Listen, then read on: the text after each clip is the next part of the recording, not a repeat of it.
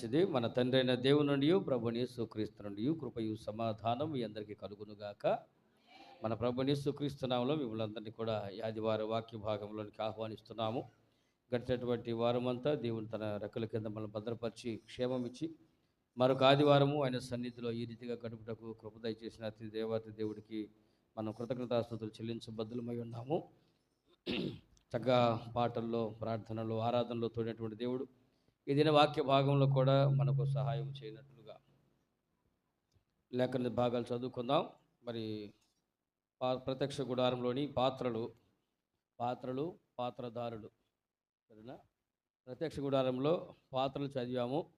గడిచినటువంటి వారంలో మనం రక్తమును మోసుకునేటువంటి పాత్ర, ఇక దేవుడు యేసు ప్రభు వారు ఆ రక్తమును పరలోకం నుంచి మోసుకొచ్చినటువంటి ఆ రక్తం యొక్క పాత్ర ఏమేమి పోషించాడో, మేడగదిలో ఆయన ఒక పాత్రను తీసుకుని, ఆ రీతిగానే రెండవది మనం గెత్సెమనే తోటలో దేవుడు తీసుకున్నటువంటి పాత్ర, ఈ గిన్నె నా యొద్ద నుండి తొలగించమని ఆయన మరణ వేదన కలిగినటువంటి పాత్రను పోషించాడు. అలాగనే ఉగ్రతా పాత్ర, దేవుని యొక్క యెహోవా తండ్రి యొక్క ఉగ్రతా పాత్ర ఆయన మీద కుమ్మరించబడిందని, ఆ ఉగ్రతా పాత్రను గురించి యేసు ప్రభు పోషించారు. ఈ దినమున ఈ ప్రత్యక్ష గుడారములో మన పాత్ర ఏమిటి అనే దాన్ని ధ్యానం చేసుకుందాము. మూల వాక్యముగా మరొకసారి అదే వాక్యాన్ని చదువుకుందాం. నిర్గమకాండం 27వ అధ్యాయం. నిర్గమకాండం 27వ అధ్యాయము చదవండి. 3వ వచనము.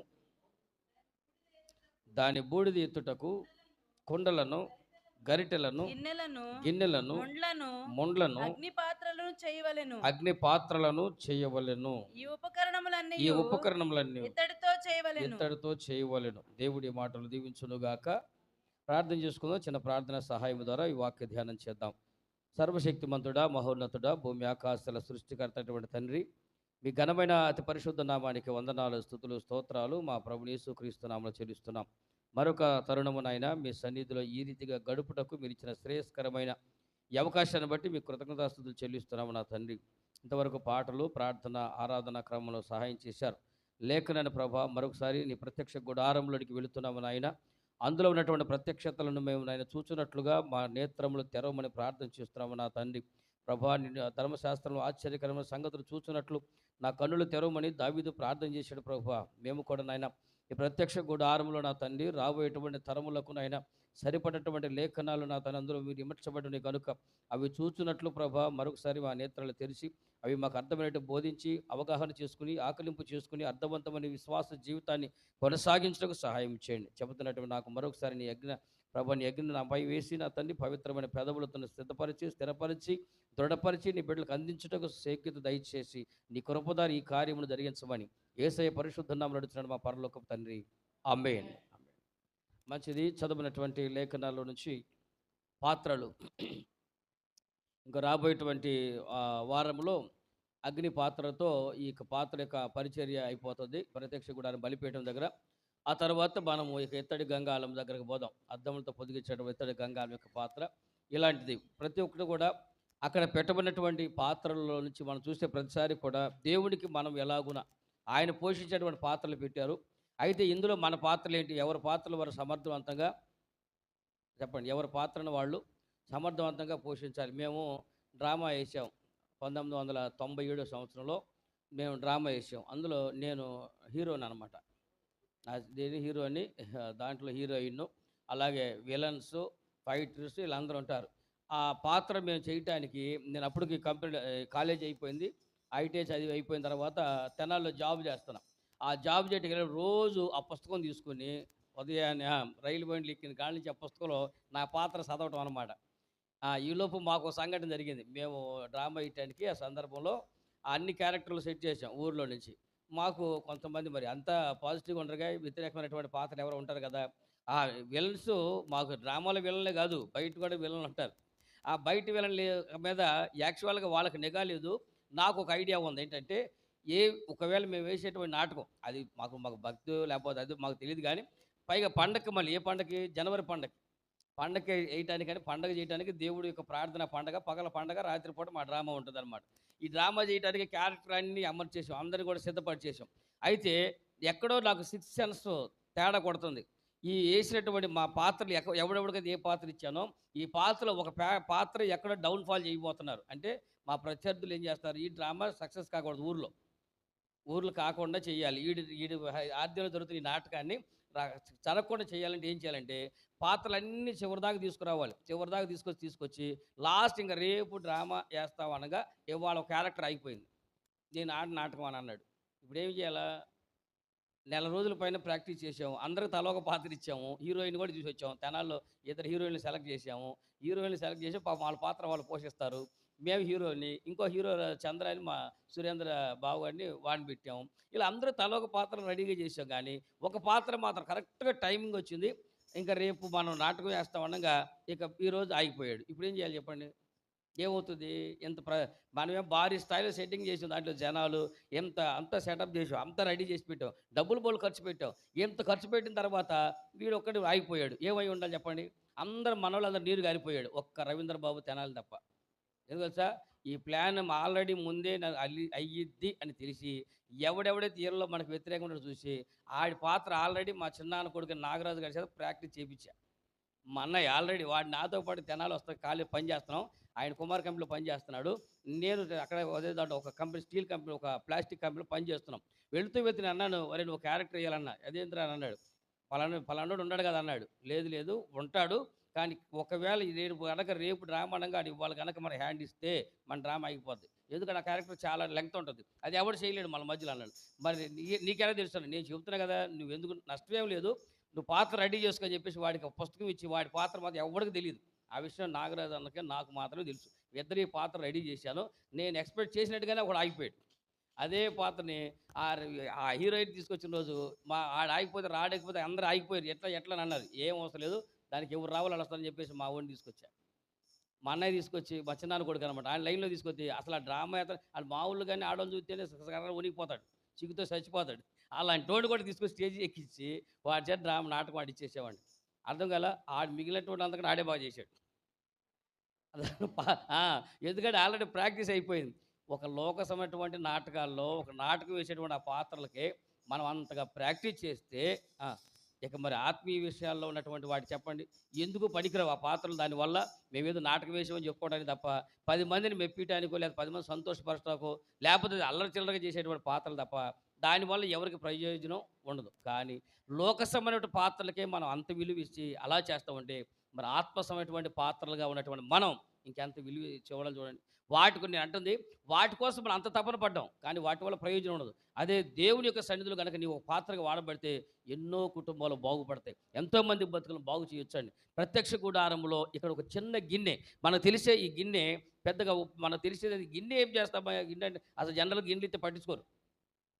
కానీ ఒక ఎత్తడి గిన్నె ఏం చేస్తుందంటే ఆ గిన్నె అనేటువంటి ఆ పాత్రలోది ఆ రక్తం అనగా బలిపేట మీద ఒలికించిన రక్తాన్ని ఆ గిన్నెలో పట్టుకొని ఆ రక్తం తీసుకుని వెళ్ళి, అంటే ఆ రక్తము ఎక్కడి నుంచి ఇంకో చోట చేరాలంటే ఒక పాత్ర కావాలి. బలిపేట మీద చిందించిన రక్తము ఎక్కడికి వెళ్ళాలి ఏమండి? ఆ బలిపేట చిన్న రక్తం ఉంది కదా, ఆ రక్తం తీసుకుని ఎక్కడెక్కడ తీసుకెళ్ళాలి చూడండి. పరిశుద్ధ గ్రంథంలో లేవియాకాండం 4వ అధ్యాయం 7వ వచనం మీరు చూడండి ఒకసారి. ఎక్కడి దాకా పోవాలి ఆ రక్తము? లేవియాకాండము 4వ అధ్యాయం 7వ వచనం చూస్తే, అప్పుడు యాజకుడు ప్రత్యక్ష గుడారములో యెహోవా సన్నిధిలో ఉన్న సుగంధ ద్రవ్యముల ధూపవేదిక కొమ్ముల మీద ఆ రక్తములో కొంచెము చమిరి ప్రత్యక్ష గుడారము యొక్క ద్వారము యొద్దనున్న దహన బలిపీఠము అడుగున ఆ గోడ యొక్క రక్తమంతయు పోయవలెను. ఇప్పుడు చెప్పండి, ఎక్కడ మొదలైంది? ప్రత్యక్ష గుడారములో ఈ బలిపీఠము దగ్గర బలి అర్పించిన తర్వాత దాని రక్తం వస్తుంది. ఇప్పుడు అక్కడ బలి అర్పించేది రక్తం కోసం కదండి, రక్త ప్రోక్షణ సిద్ధాంతం కోసం. ఆ బలి అర్పించేది రక్తం కోసం. ఇప్పుడు ఆ రక్తాన్ని ఏం చేయాలి? తీసుకుని వెళ్ళి ప్రత్యక్ష గుడారము లోపలికి తీసుకెళ్ళాలి. లోపలికి తీసుకెళ్ళాలంటే ఏం కావాలి? తీసుకెళ్ళాయని ఉన్నాడు, కానీ దోషిలో పట్టుకెళ్తాడా చెప్పండి? దాన్ని మోసుకెళ్ళటానికి ఇంకొక గిన్నె కావాలి. అందుకని ఇతర పాత్ర చేసి ఈ గిన్నె పెద్ద లెక్కలే జనాల్లో, కానీ అదే పాత్ర ఈ రక్తమును మోసుకెళ్తుంది. ఆ పాత్రలో ఆ రక్తం పట్టుకుని దాన్ని తీసుకెళ్ళి ప్రత్యక్ష గుడారం ఉన్నటువంటి ధూపవేదిక యొక్క కొమ్ములకి దాన్ని రాశారు. ధూపవేదిక అనగా ప్రత్యక్ష గుడారం దాని గురించి ధ్యానం చేస్తాం మనం లోపలికి వెళ్ళిన తర్వాత. ప్రత్యక్ష గుడారం లోపల పరిశుద్ధ స్థలంలో ధూపవేదిక పెట్టబడి ఉంటుంది. ఆ ధూపవేదిక యెహోవా సన్నిధిలో ఉన్నటువంటి ఆ ధూపవేదికకి తీసుకెళ్ళి ఈ రక్తము తీసుకువెళ్ళారు. అంటే అర్థం ఏంటంటే ప్రత్యక్ష గుడారం ఉన్నటువంటి ధూపవేదిక ప్రార్థన జీవితం, అనగా ప్రార్థన చేసేటువంటి అనేక మందిని సిద్ధపరుస్తుంది ఈ రక్తమే. ధూపం అనేటువంటి విషయం అనగా దేవునికి ధూపం వేయటం అనగా ప్రార్థన జీవితం. ప్రార్థన జీవితంలో ఉన్నటువంటి అనేక మంది, చాలామంది ఇప్పుడు రక్తం ఏం చేస్తుంది చెప్పండి? ఇప్పుడు రక్తం ఉంది, రక్తం ఏం చేస్తుంది? మనం ఏం చదువుకున్నాము? యోహాను రాసినట్టు మొదటి పత్రిక 1వ అధ్యాయం 7వ వచనంలో ఈ రక్తాన్ని గురించి అనేక సందర్భాలు రాసి ఉంది కదా. ఈ రక్తం దేనికోసం? ఈ రక్తము ప్రతి పాపమును పరిష్కరించదు, శుద్ధీకరిస్తుంది అన్నాడు. అంటే ఇప్పుడు ఈ రక్తము తీసుకుని ఏం చేస్తుంది? ధూపవేదిక దగ్గర రాస్తున్నాడు. యాజకుడు తీసుకుపోయి ఆ ధూపవేదిక కొమ్ములకు రాస్తున్నాడు. ధూపవేదిక దేనికోసం అనుకున్నాం? ప్రార్థనకి సూచనగా ఉంది అనుకున్నాం. అంటే ఇప్పుడు ఎవరు సరిచేయాలి చెప్పండి? ఈ రక్తం తీసుకు ఎక్కడ మోసుకెళ్ళాలి? ఎంతోమంది ప్రార్థన చేసేటువంటి వారుగా ఈ రక్తం తయారు చేయాలి. ఈ రక్తం తీసుకుని వెళ్ళి ప్రార్థనా పనులు కూడా మనం సరిచేయగలగాలి.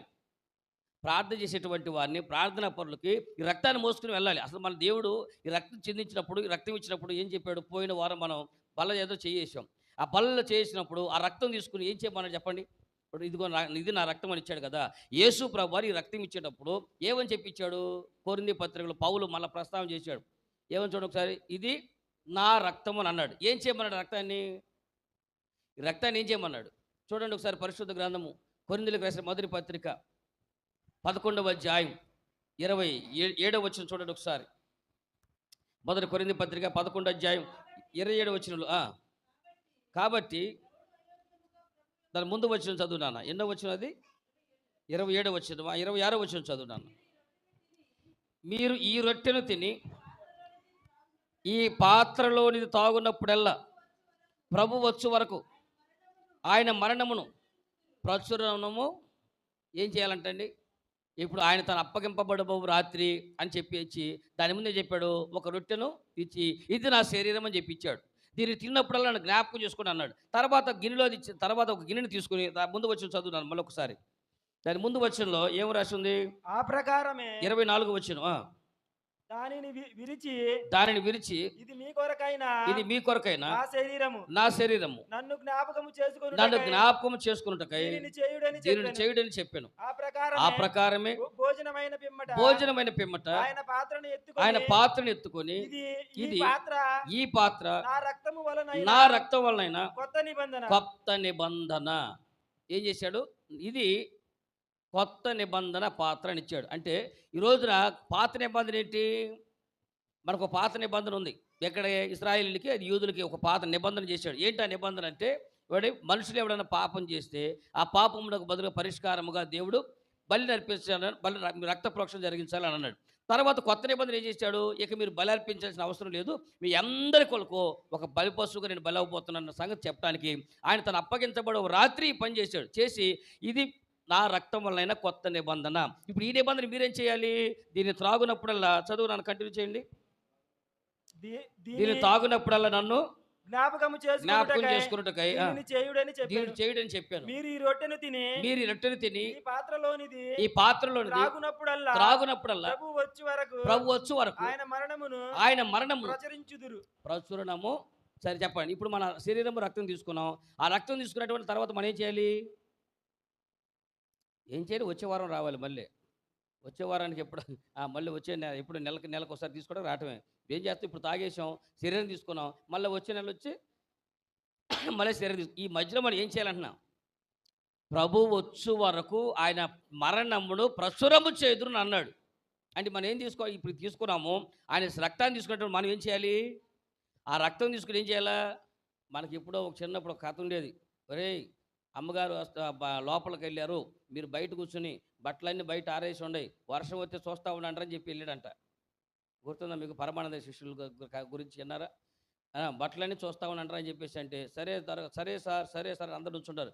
డోను వానొస్తూ ఉంటుంది, వాళ్ళు చూస్తూ కూర్చుంటే తర్వాత ఆయన వస్తాడు, గురువుగారు వస్తారు. అరే ఏంటి నేను చెప్పిందని మీరు చేసేది ఏంటంటే, గురువుగారు మీరు చెప్పినట్టు చేసేవాడినాడు. ఏం చేశారా? వర్షం వస్తుంది, బట్టలు బయట ఉండి వర్షం వస్తే చూస్తూ ఉండండి అన్నారా? వర్షంలో చూస్తూ ఉండవండి అని అన్నారు. అంటే వాళ్ళు అక్షరాలుగా ఏది చెబితే దాని గురించి మనకు చిన్నప్పుడు కథలు ఉండే పరమానంద శిష్యులు. అర్థమేంటి చెప్పండి? ఒరే బాబు బట్టలు వర్షం వచ్చిందేమో బట్టలు బయటేసి చూస్తా ఉండండిరా, అమ్మగారు లోపల పనిలో ఉండాలని చెప్పాడు. అంటే అర్థం ఏంటి?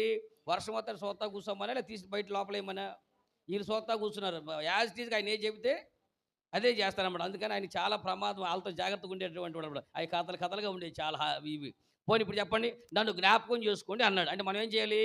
నా మరణం వచ్చే వరకు మీరు ఇది తిని, ఈ శరీరం తిని, ఈ రక్తం తాగినప్పుడు నన్ను జ్ఞాపకం చేసుకున్నాను. మనం ఏం చేయాలి? తిన్నప్పుడల్లా ప్రభు స్తోత్రం అన్నాడు. ప్రభు నీకు స్తోత్రం, జ్ఞాపకం చేసుకున్నాడు. అది జ్ఞాపకం చేసుకుని ఏం చేయమని? వెళ్ళి చెప్పమని. జ్ఞాపకం చేసుకోమని మనం కూడా జ్ఞాపకం చేసుకుని, ప్రభు మేము జ్ఞాపకం చేసుకున్నాం ప్రభు, భలేవాడు నిన్ను మర్చిపోతామా ప్రభు మేము అని చెప్పేసి వదిలేటారు. జ్ఞాపకం చేసుకుంటేనే అక్కడ తర్వాత రాశాడు, మీరు నేను వచ్చు రాకడ పర్యంతం వరకు మీరు నా నామాన్ని ప్రచురం చేయాలన్నాడు. ఈ రక్తమును గురించి ఆయన మరణమును గురించి ప్రచురం చేయాలన్నాడు. అంటే మనం అందరూ ఏ పాత్రగా ఉండాలంటే, దేవుడి యొక్క రక్తమును, ఆయన చిందించేటువంటి రక్తాన్ని మనము గిన్నెలుగా మోసుకుని వెళ్ళి, ఇదిగో మీ కొరకు ఆయన రక్తం చిందించాడు, ఇది మీ కొరకు ఆయన రక్తం చిందించాడు, మీ కొరకు రక్తం చిందించాడు. ఇదిగో ఒకప్పుడు మరణశాస్త్రం ముందు వెళ్ళిపోయింది. ఆ మరణశాస్త్రం ఒకప్పుడు మానవ జాతి మీద వస్తూ ఉంది. పాపం వల్ల వచ్చే జీతము మరణము. ఆ మరణమును ఇదిగో మీ కొరకు ఏ మరణం మీ మీద రాజ్యం ఏలదు. ఇప్పటి నుంచి క్రీస్తునందు ఉన్న వాడికి ఏ శిక్ష విధి లేదు. మీ మీద మరణశాస్త్రం రద్దు అయిపోయింది. ఇదిగో మీ కొరకు సర్వలోక పాపము నిమిత్తముగా ఒక గొర్రెపిల్ల బలియాగం జరిపోయింది. ఇదిగో ఆ యేసుక్రీస్తు రక్తమందు విశ్వాసం ఉంచండి. ఆ రక్త విశ్వాసం ఉంచేటువంటి వాడు నశించగా నిత్యజీవం పొందుతారని, ఇదిగో మీ కొరకు ఆయన చేసినటువంటి ఈ బలియాగానికి మేమే సాక్షులం అని చెప్పి ఆయన రక్తమును మరణమును తీసుకుని ప్రచురం చేయాలి. చేస్తున్నామా ఈ రోజున? మరణశాస్త్రం ముందు వెళ్ళిపోయింది. గుర్తుందా మీకు ఎస్తేరు గ్రంథం?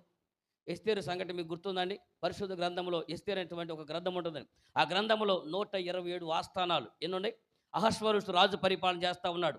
127 ఆస్థానాలు. కూషు దేశం మొదలుకొని హిందూ దేశం వరకు ఉన్నటువంటి 127 ఆస్థానాలు ఉన్నటువంటి యోధా జాతి అందరినీ ఒక్కదనివే చంపమని మరణశాస్త్రం బయలుదేరింది. ఆల్రెడీ హమాస్ అక్కడ ఉన్నటువంటి హమాన్ అంటే ఒక వ్యక్తి ఉంటాడండి.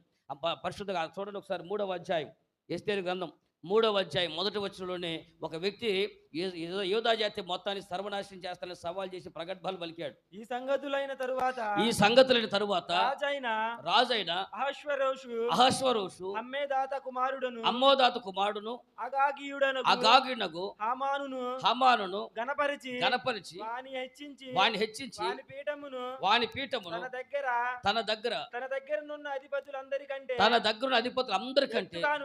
హెచ్చుగా మీరు గుర్తుండే ఉంటుంది కదా. సంఘటన గుర్తుందా? ఇస్తేరు గ్రంథం అవసరమైతే కాదు, అవసరం ఇప్పుడు చదవండి. ఎందుకంటే ఇప్పుడు కూడా యోధా జాతిని లేపేస్తారని యుద్ధం ప్రారంభమవుతా ఉంది. ఎవరు? ఇప్పుడుగా మళ్ళీ ఆల్రెడీ ఇరాన్ మీద యుద్ధం జరుగుతూ ఉంది. యుద్ధం రైట్ అని రెడీగా ఉండండి. కాబట్టి ఆల్రెడీ యుద్ధం మనం చేసిందంటే వాళ్ళు చేస్తూ ఉంటారు అంటారా? ఏ పని మన ప్రార్థన ఖచ్చితంగా చేయాలి. యెరూషలేము కొరకు ప్రార్థించువారు వర్ధిల్లుతారు.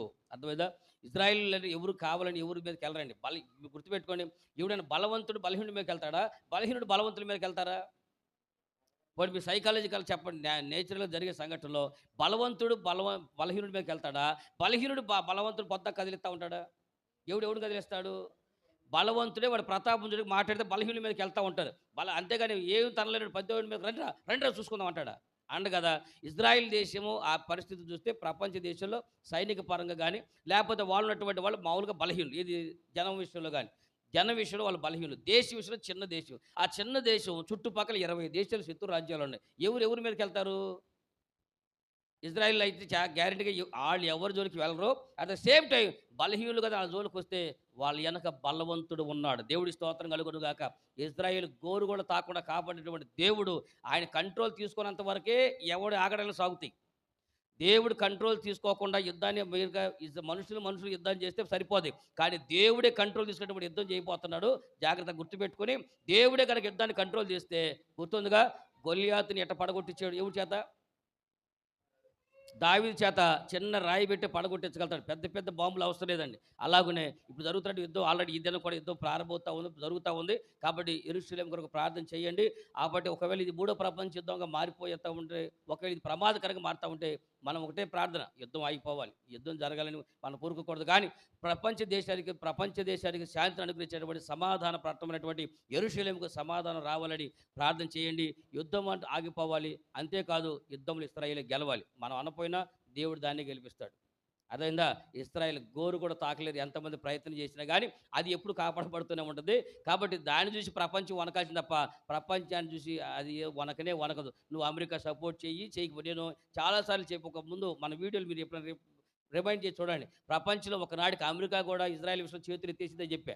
అమెరికా కానీ ఫ్రాన్స్ కానీ ప్రపంచ దేశాలు ఏవి కూడా ఇజ్రాయెల్కి సపోర్ట్గా ఒకనాటికి రావు. ఇప్పుడు కనపడుతున్న చరిత్ర వేరు, ఇప్పుడు కనపడుతున్న పరిస్థితి వేరు.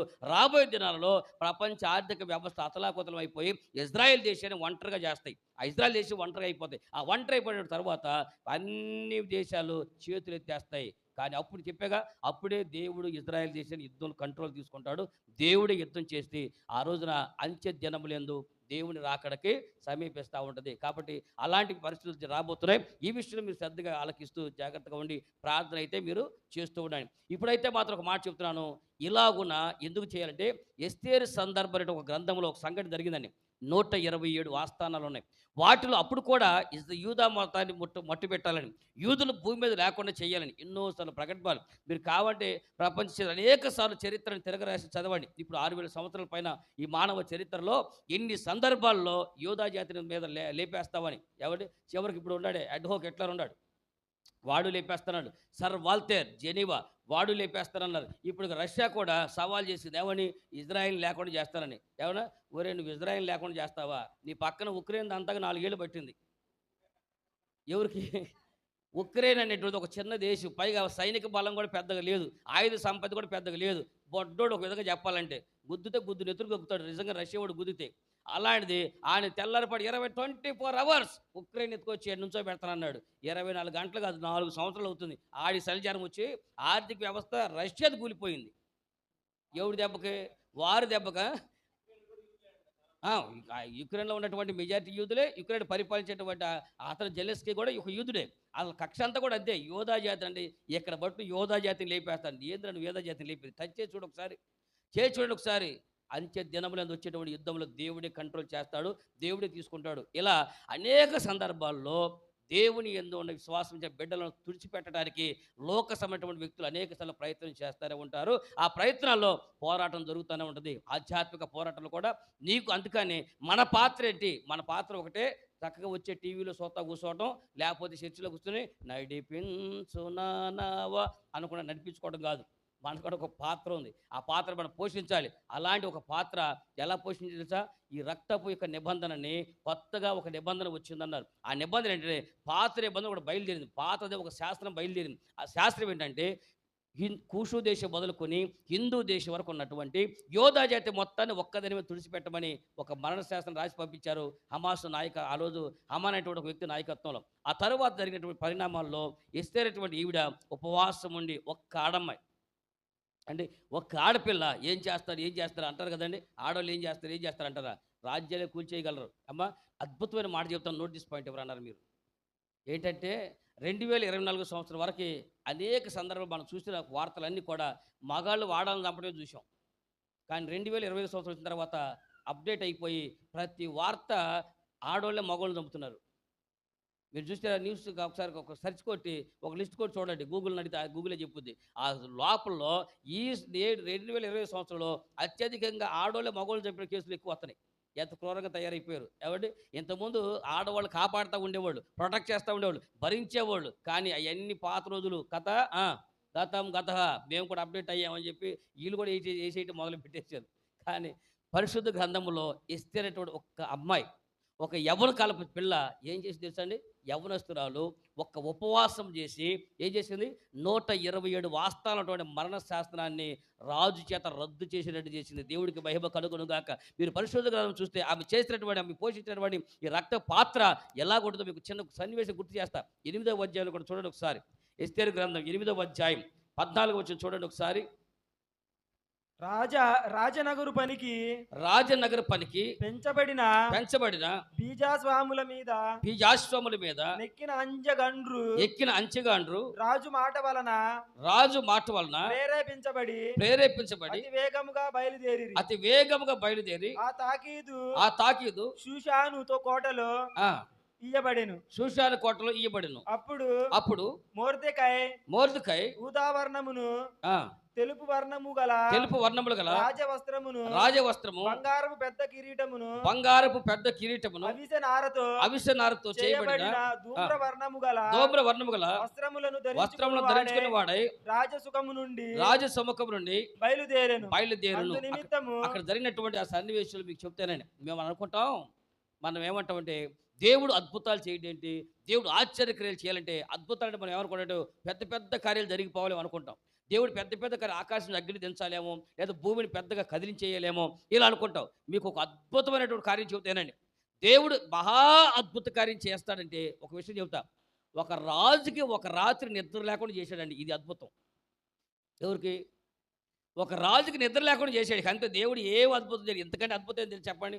ఒక రాజు ఏమంటే నిద్ర రాకుండా దేవుడు చేశాడు. ఆడికి నిద్ర పట్టుకోకుండా అటు ఇటు తిరుగుతా వెంటనే అరే మనం చేసినటువంటి తాకేది ఉండే కదా, ఎందుకు తీసుకురండి అని చెప్పి తెప్పించాడని. దేవుడు ఏం అద్భుతం చేయలే, అతను నిద్ర లేకుండా చేశాడు. ఆ నిద్ర లేకుండా చేస్తే లేచే గతకాలం అతను ఇచ్చినటువంటి నిబంధన, గతకాలం అతను ఇచ్చిన శాస్త్రాలని బయట తీసుకొస్తే దాంట్లో ఏం శాస్త్రం ఇచ్చాడు? కూషు దేశం మొదలుకొని హిందూ దేశం వరకు ఉన్నటువంటి యోధా జాతి మొత్తాన్ని చంపమని శాస్త్రాన్ని బయట తీసుకొచ్చాడు. కానీ ఆ రోజున ఆ నిద్ర లేని రాత్రి గడపడం వలన ఎస్తేరు ప్రార్థన ఒక రాజు నిద్ర లేకుండా చేసింది. ఏం చేసేదండి? ఎస్తేరు బలవంతురాలేం కాదు, కానీ ఆమె తెలిసింది ఒకటే ఆయుధం. ఆమె వాటింటే దేవుని కొరకు ప్రార్థన చేసి దేవుని ప్రజలు విడిపించడానికి ఆమె ఒక ప్రార్థన చేసేది.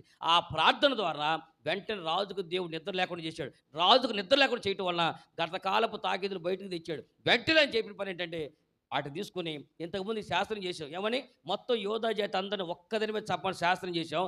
ఆ శాస్త్రాన్ని రద్దు చేసి ఇప్పుడు మరలా తాకీదులు రెడీ చేసి పెట్టాడు. దేవుడికి మహిమ కలుగుడుగాక. ఇప్పుడు ఈ తాకీదులు ఎవరు ఎత్తుకెళ్ళాలి చెప్పండి? గత కాలంలో ఇదే నెల చెప్పండి, ఇదే నెల జూన్ నెల. ఇది జూన్ నెల మాసం తారీఖు ఎంత? 15వ తారీఖు వచ్చాం. రైటా? రైట్.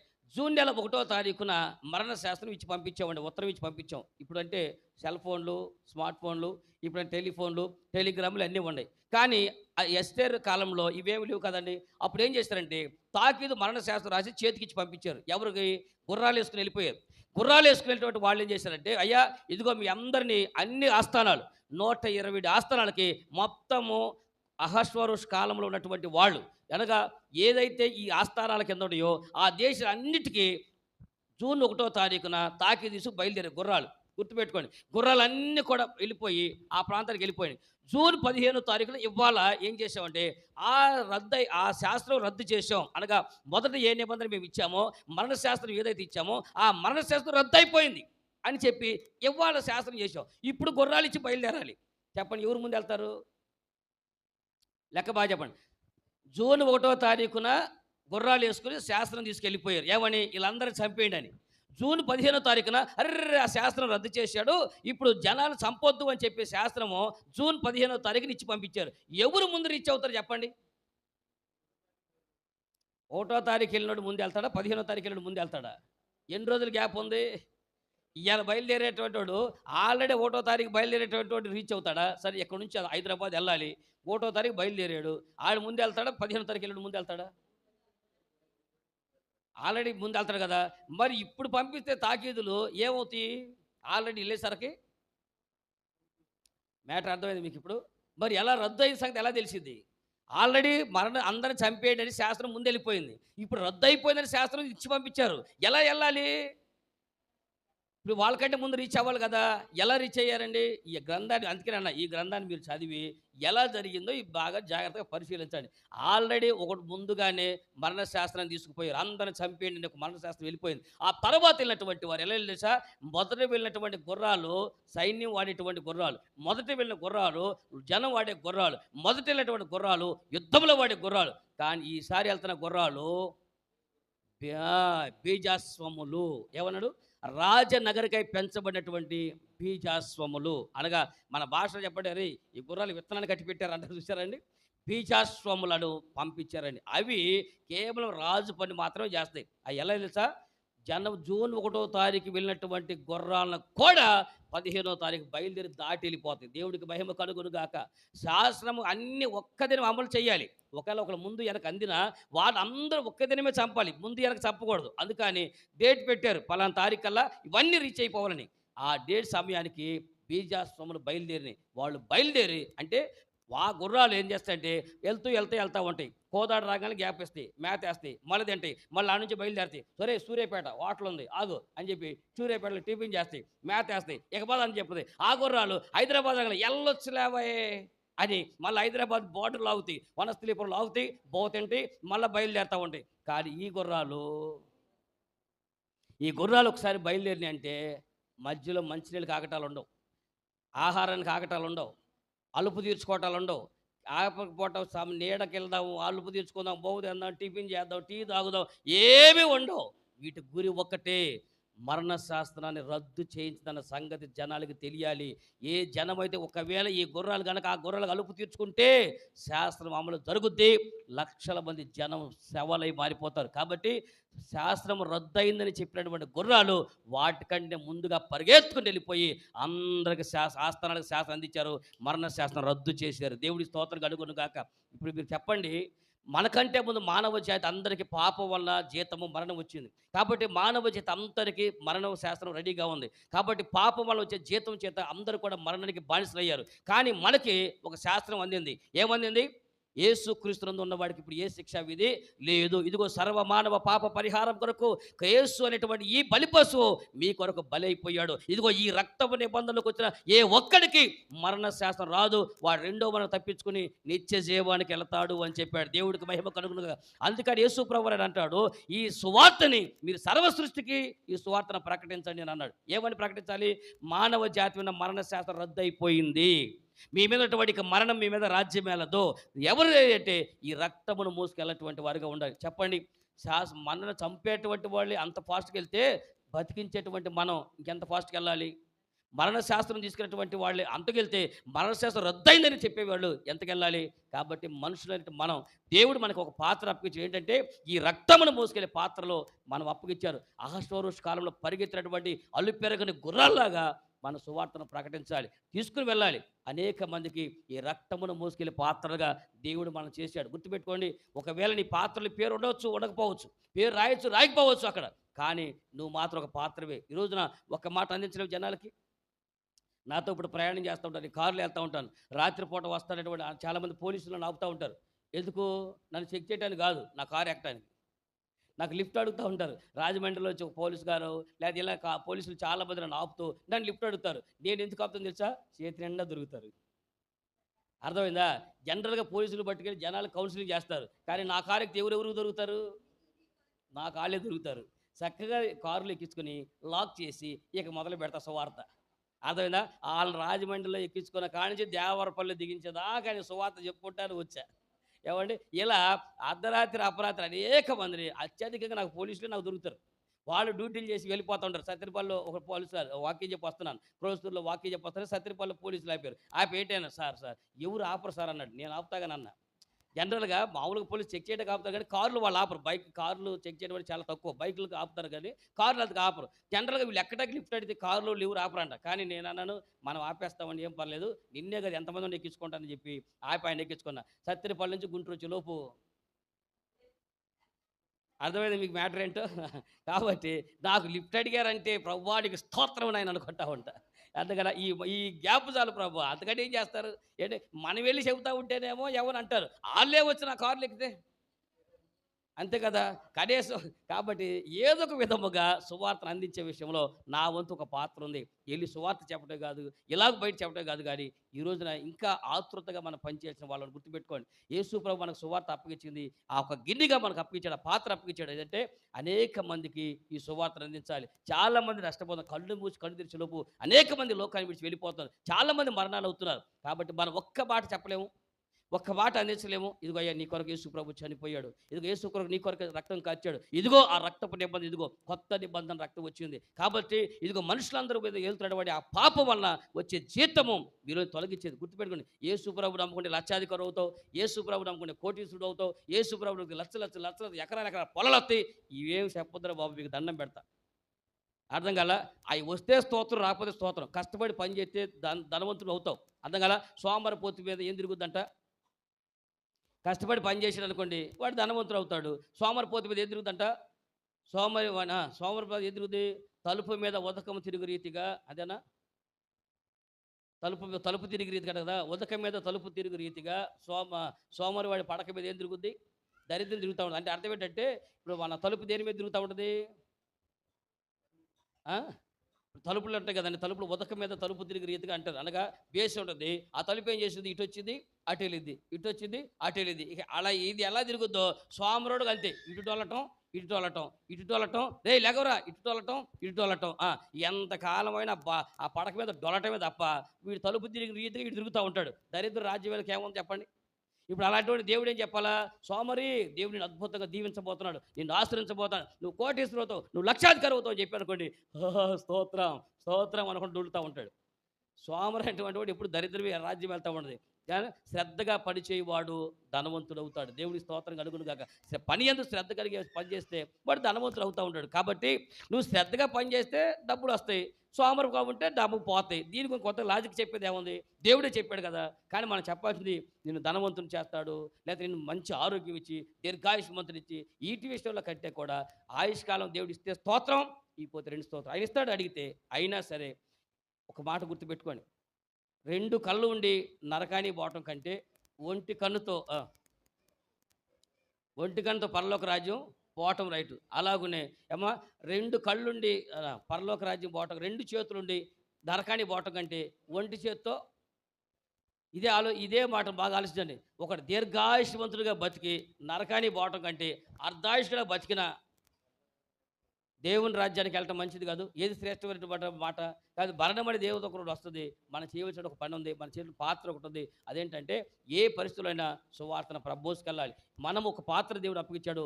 మరణశాస్త్రం మనుషుల మీద ప్రయోగం జరుగుతూ ఉంది, వెళుతూ ఉంది. కానీ మనం అందించడంలో విఫలమైపోయి అసలు వాక్యం విన్న తర్వాత మనం ఎవరికి చెప్పే పనే ఆ శరీర రక్తం తీసుకున్న తర్వాత వెళ్ళి ప్రభు ఇదిగో నీ కొరకు నేను ప్రకటిస్తానని ఒక్కరికన్నా ప్రకటిస్తున్నారా? ఒక్క మాటను అందిస్తున్నారా?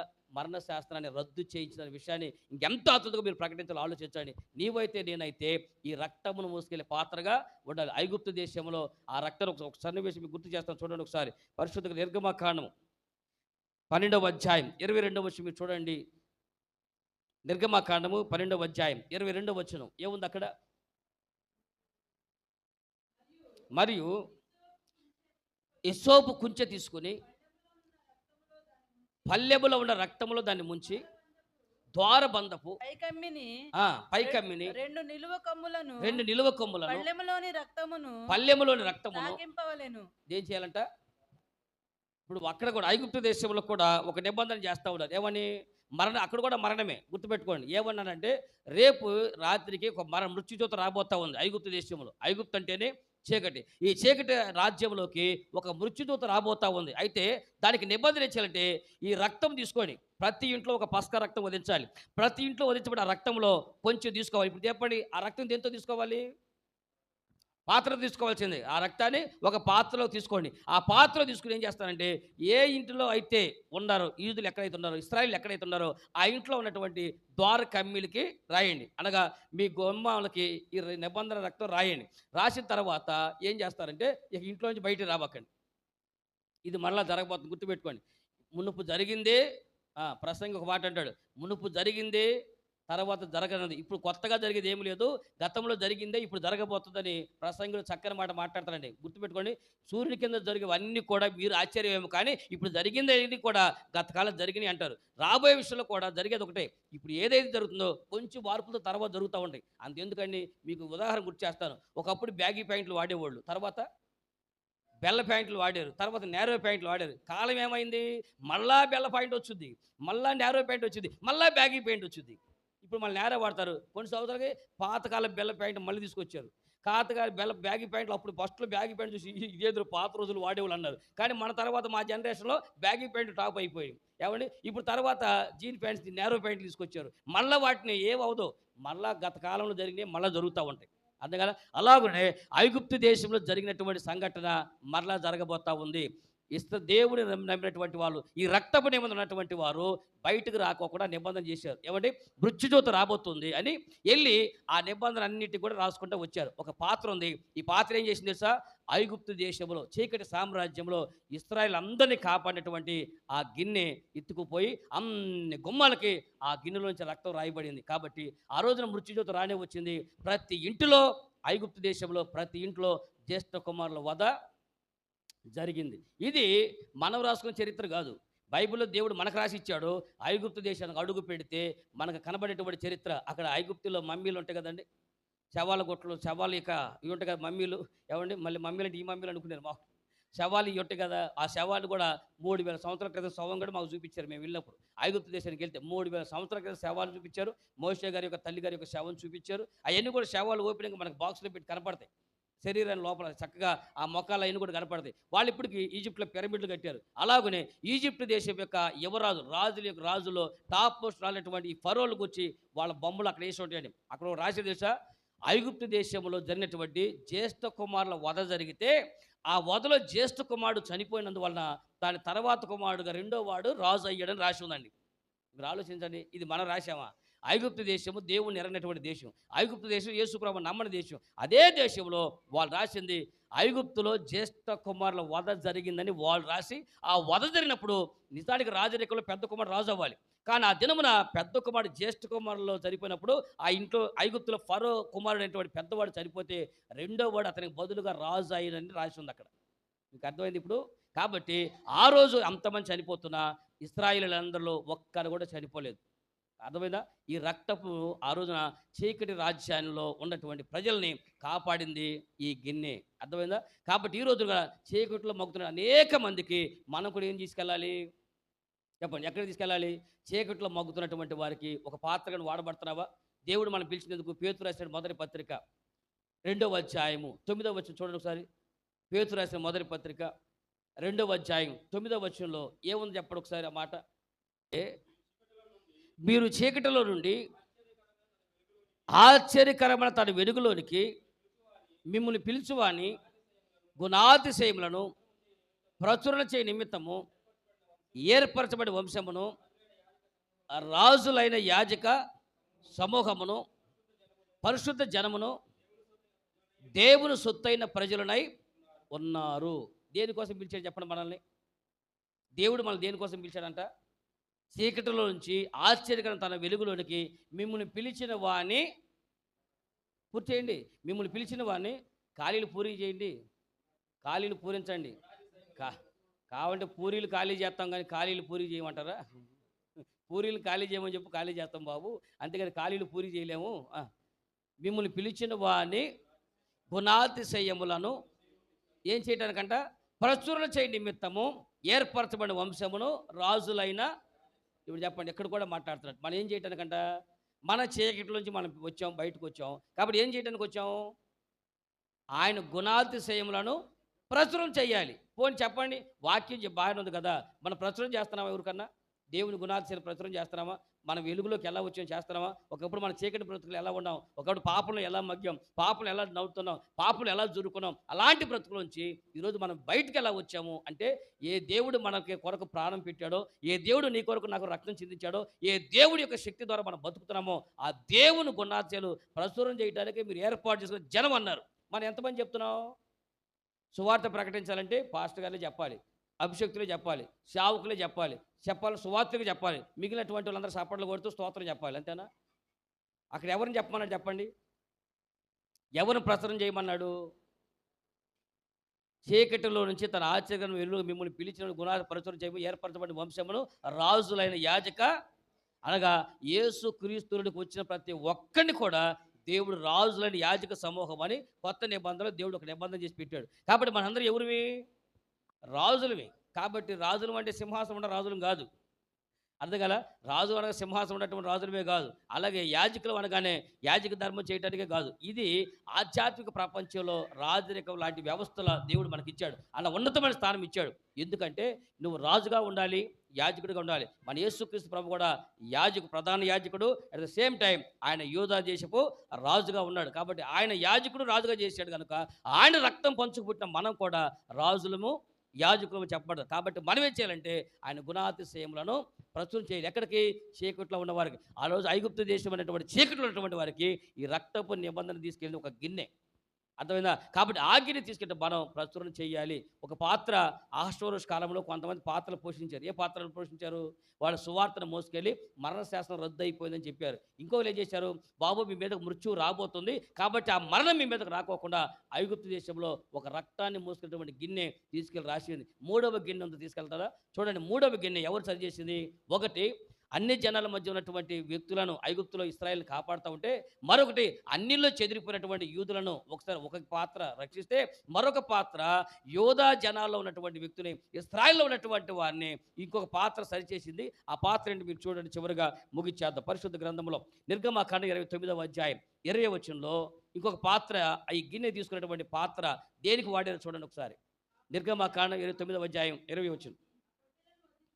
ఆ పొట్టేలును వధించి దాని రక్తములో కొంచెం తీసి అహరోను కుడిచెవి కొన మీదను అతని కుమారుల కుడిచెవులు కొన మీదను వారి కుడిచేతి బొటనవేలు కొన మీదను వారి కుటికాలి బొటనవేలు మీదను చమిరి బలిపీఠం మీద చుట్టూ ఆ రక్తమును ప్రోక్షించవలెను. ఇప్పుడు చెప్పండి, ఈ రక్తము కూడా ఏం చేసింది చెప్పండి?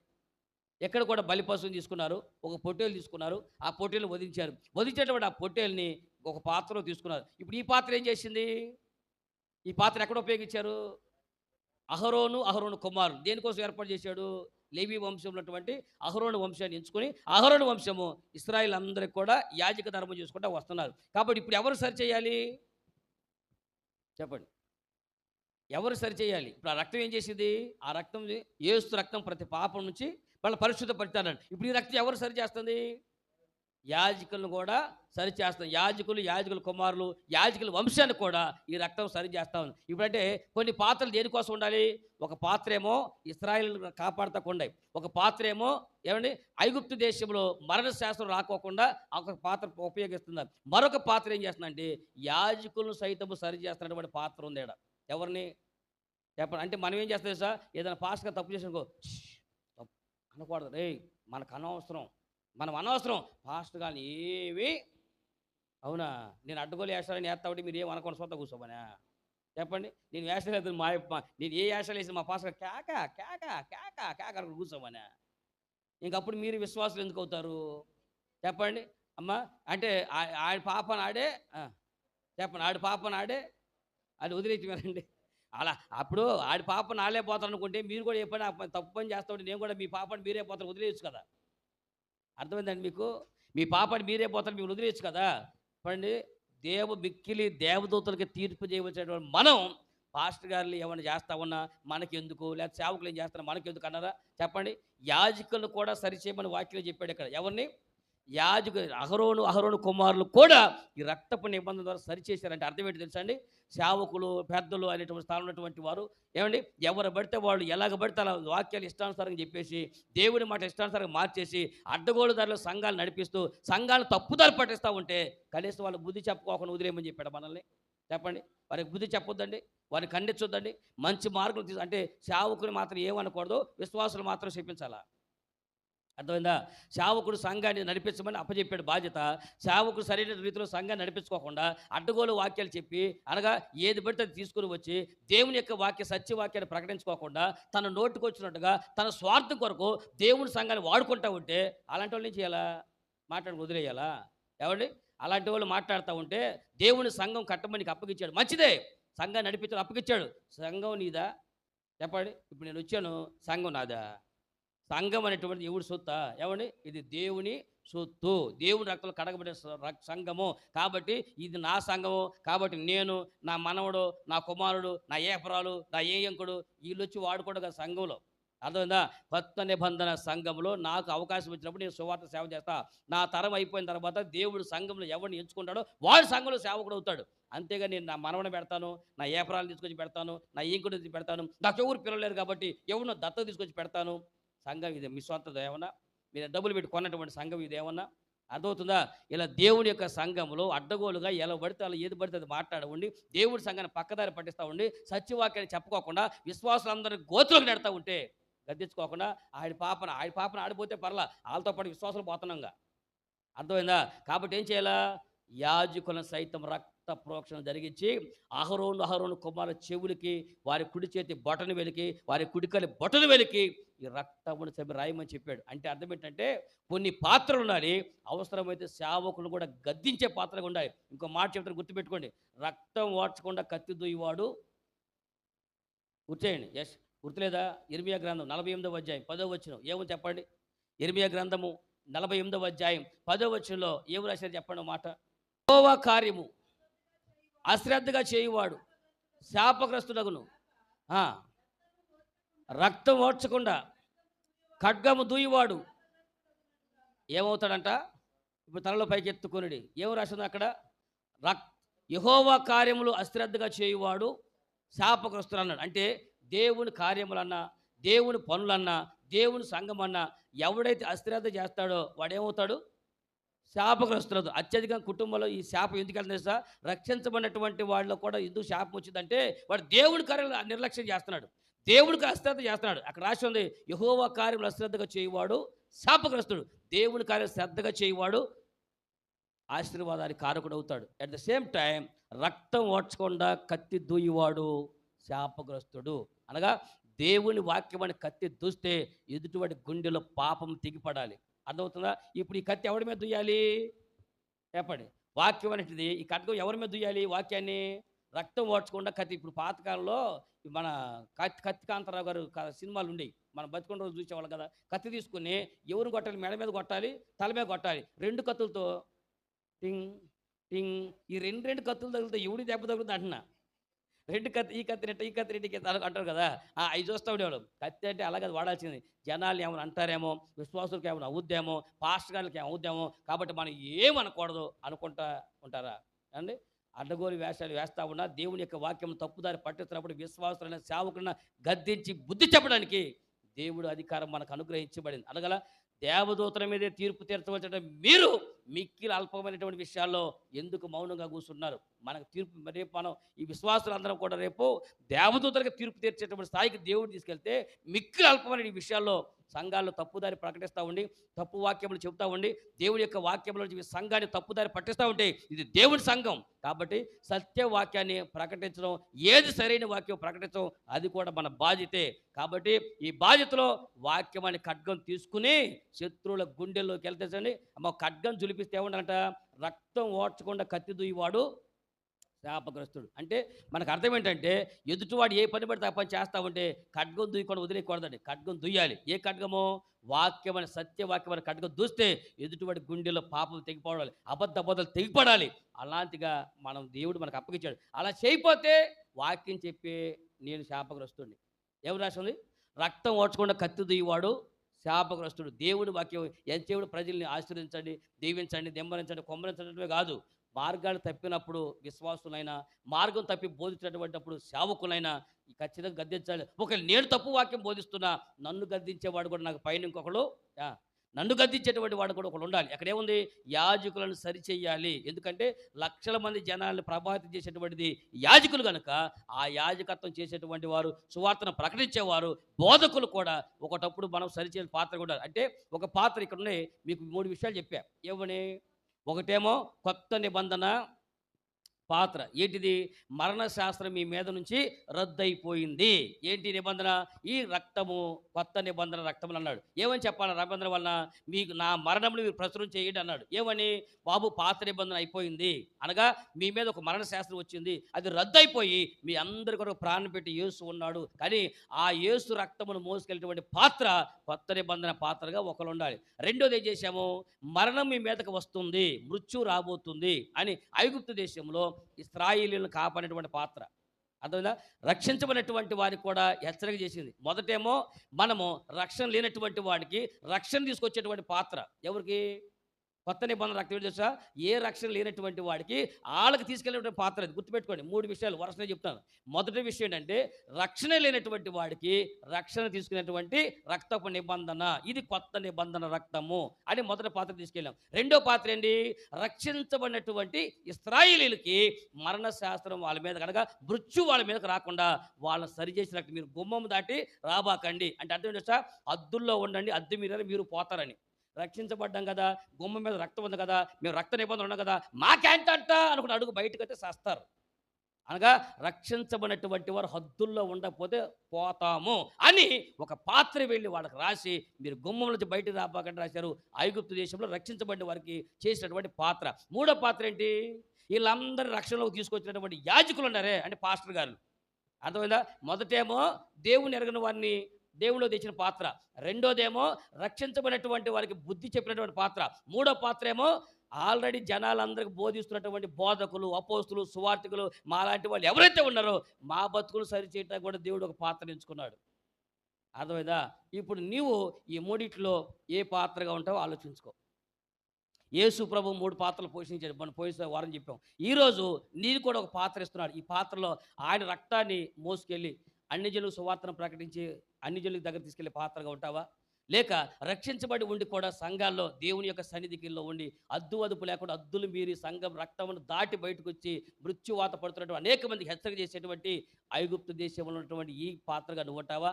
దేవుని సేవకులై ఉండి కూడా దేవుని సేవ రక్షించబడిన వారు, సంఘాలను నడిపించేటువంటి వారు కూడా బుద్ధిహీనటువంటి బుద్ధిమానటువంటి పనులను చేస్తూ బుద్ధిహీనమైనటువంటి బోధలు బోధిస్తున్నటువంటి వారిని సరిచేసేటువంటి యాజకులు, అహరోను కుమారులు సరిచేసేటువంటి ఒక పాత్రలాగా నీవు ఉంటావా?